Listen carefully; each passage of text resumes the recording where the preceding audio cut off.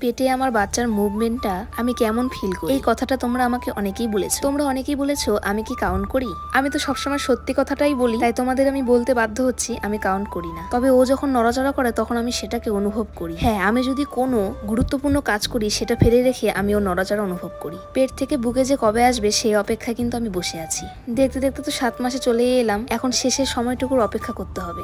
আমার বর আমার কাছে খেতে চেয়েছে পটল চিংড়ি। এই বছরে পটল চিংড়িটা করাই হয়নি। ও এনে দিয়েছে চিংড়ি মাছ, আর আমি পটল চিংড়ি বানাবো না তাই কখনো হয়? চিংড়ি মাছের মাথাগুলো কিন্তু আমি ফেলে দিই না। এই মাথাগুলো বেটে চিংড়ি মাছ যখন ভাজি তখন চিংড়ি মাছের সাথে ম্যারিনেট করে চিংড়ি মাছটা ভেজে নেই। আসলে মাছের মাথাগুলো বেটে নেই আর সেই বাটা দিয়েই চিংড়ি মাছটাকে ম্যারিনেট করি। এবারে তোমাদের আমি একটা কথা বলি, আমার বরের কাছে আমি অনেক রকমের খাওয়া শিখেছি। আমি আলুর মতো করে কি ভাবছি জানো? লাউয়ের চোছা বাটা আর মাছের মাথা দিয়ে লাউ ঘন্টও কিন্তু আজকে হবে। তারপর দুপুরে খাবার শেষ করে একটু মানসিকভাবে রেস্ট নিয়ে চলে এসেছি বরের জন্য হালকা পাতলা টিফিন করতে।